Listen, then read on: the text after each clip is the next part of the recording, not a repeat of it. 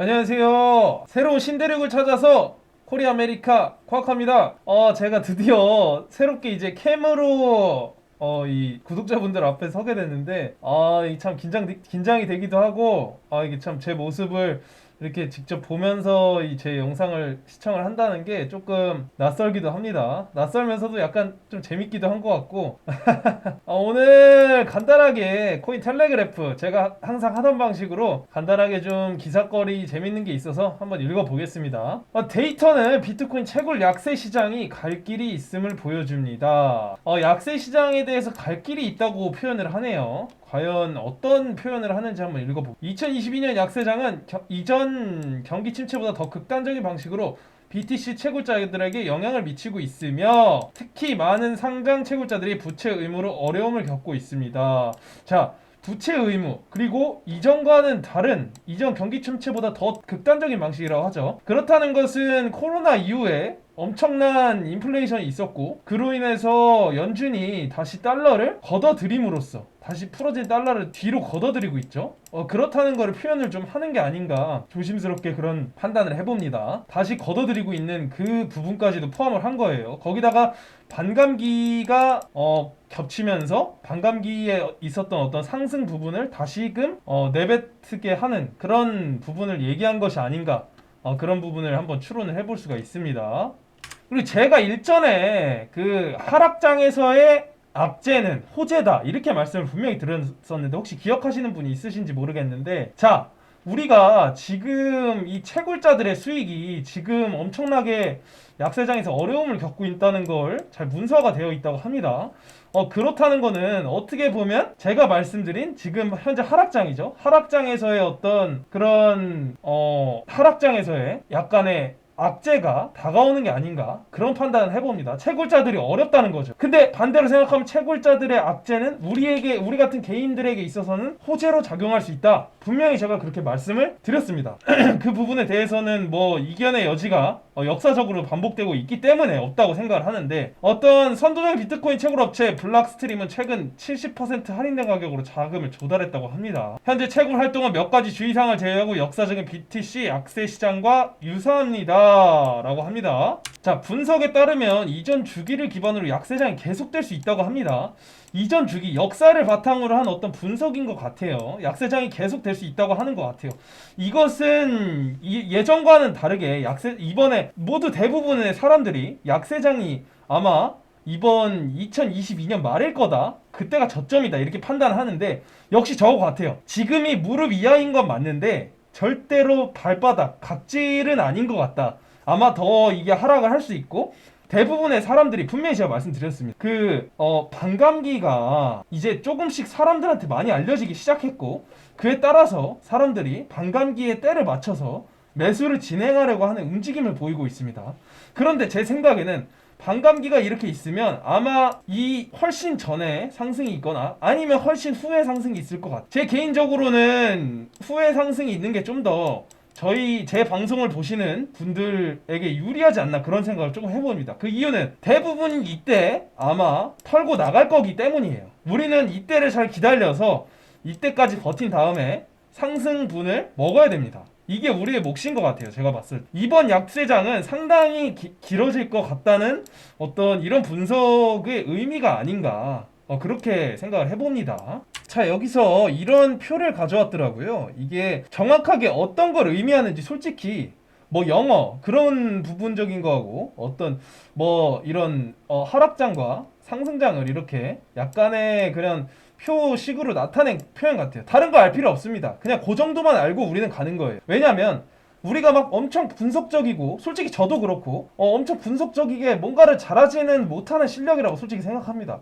우리가 표를 이해할 때 그냥 어떤 거를 내포하고 있고 어떤 뜻인지 정도만 이해하면 된다고 생각을 하는데 자, 여기 한번 보겠습니다. 베어마켓 2018년도에 363일 지속이 됐다고 하죠. 그리고 2020년도 베어마켓 때 465일 지속이 됐다고 합니다. 그리고 2022년 베어마켓 때 자, 225일이 지속이 됐다고 합니다. 지금까지인 것 같아요. 이게 정확하게 지금 9월, 이때가 9월인 것 같기도 하고, 지금 여기가 12월인 것 같은데, 아마 여기서 이 이 통계적으로 봤었을 때 만약에 2013년이라면은 1.5배, 그리고 이때라면 2배는 더 가야 아마 상승장이 있을 것이다. 뭐 이런 분석이 아닌가. 해시레이트 지수라고 합니다. 과거 수익이요. 일단은 저희가 뭐 이런 부분, 어떤 이런 표들이 의미하는 그런 부분을 정확하게 여기서 어떤 외국에서의 자료인데 그것을 이해하기보다는 기간적인 걸 이해해보자고요. 제 말은 그겁니다. 이 베어마켓이 분명히 지금 이렇게 날짜들이 있죠. 이 정도가 지속이 됐다, 이런 의미예요. 분명히 그거를 이해하는 게 중요하다고 생각합니다. 여기서 핵심 포인트예요. 자, 공공 광산 주식은 고통을 느낀다고 합니다. 지금 봤었을 때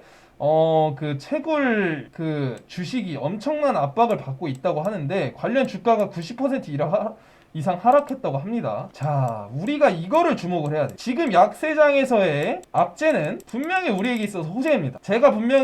저는 이렇게 생각합니다. 지금 2022년 12월입니다.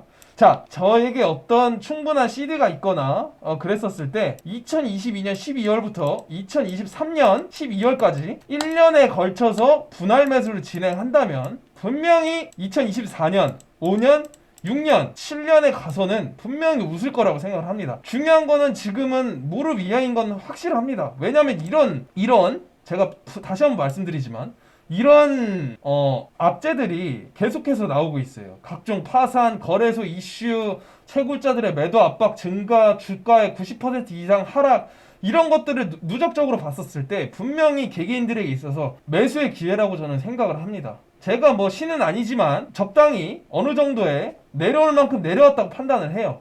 만약에 지금부터 해서 뭐 언제가 바닥일진 절대 아무도 모릅니다. 그런데 분명한 건 제가 말씀드렸죠. 반감기, 그거에 대한 사실도 이제 많은 사람들에게 알려지기 시작했고 그러다 보니까 이제 우리는 약간 다르게 가야 된다고 생각합니다.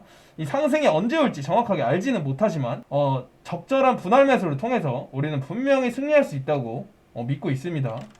자, 여기 또 나오죠. 공공 채굴 회사가 비트코인 사상 최고치를 기록한 엄청난 양의 북대는 마취한 부채 비율을 창출하고 있습니다. 자, 여기서 우리가 추론해낼 수 있는 건 뭐예요? 지금 연준에서 엄청나게 금리를 올리고 있죠. 계속해서 이번에도 또 0.5로 빅스텝을 한다고 하는데, 자, 이것과 맞물려서 우리에게는 기회가 점점 다가오고 있는 겁니다. 이렇게 계속해서 악재, 이런 채굴업자들이 힘들어하면 할수록 우리 개인들은 똑같이 힘드는 게 아니에요. 우리가 이들이 던지는 물량을 우리가 받아야 됩니다. 저는 그렇게 생각을 해요. 뭐 다르게 생각하실 수 있습니다.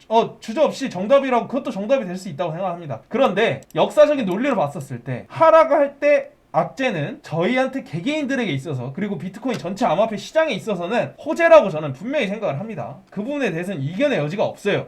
자, 여기 계속 나옵니다. 과거의 역사적 BTC 추세를 기반으로 비트코인 채굴 약세장이 계속될 것으로 예상됨에 따라 더 많은 공개 채굴자들이 주식 압박에 직면하게 될 것입니다. 광부 부채가 계속 증가함에 따라 투자자들은 겁을 먹고 주식시장에서 훨씬 더 침체된 가격을 만들 수 있습니다. 자, 채굴업자들이 대출을 무조건 끼고 있다고 해요. 대부분이 대출을 끼고 있다고 합니다. 왜냐면 채굴 업체를 운영하기 위해서는 엄청난 자금, 그리고 엄청난 전기 요금이 들어가는데, 그것을 이겨내기 위해서는 대출을 받을 수밖에 없는데, 거기에 따라서 부채가 지금 이자가 너무 올라가다 보니까 부채가 계속해서 증가를 할 수밖에 없다고 합니다. 그런 부분에 있어서 우리는 다시 한번 주목을 해야 돼요. 연준이 이렇게 지금 부동산 시장에, 이거 약간 부동산 얘기를 해서 죄송한데 코인 채널에서 부동산 시장에 이런 얘기가 들리더라고요. 지금 쩐주들이 지금 2024년 저점을 대비해서 지금 그 시드를 모으고 있다고 합니다. 왜냐면 이때 매수를 때려야 되니 2024년에 그 쩐주들이 저점에 올 거라고 생각을 하는 것 같아요. 근데 쩐주를 분명히 무시하면 안 된다고 생각합니다.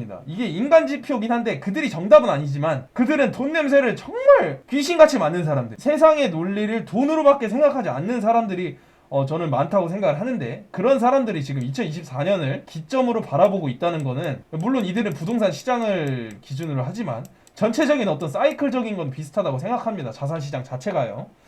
그런 면에 있어서 분명히 이것은 주목을 해야 될 부분이라고 생각을 하기 때문에 저희도 한번 구독자분들하고 이런저런 얘기를 제가 기사를 통해서 다시 한번 드려봤는데, 어떻게 투자 인사이트에 좀 도움이 되셨나 모르겠네요. 이게 가면 쓰고 처음 영상을 찍어봤는데 많은 오늘도 그 도움이 좀 많이 되셨으면 좋겠다, 이런 말씀을 다시 한번 드리면서 오늘도 부족한 영상을 이 정도로 마무리하겠습니다. 네, 오늘도 부족한 영상 시청해주셔서 너무나 감사합니다. 더욱더 발전하는 화학화가 되도록 하겠습니다. 감사합니다. 파이팅!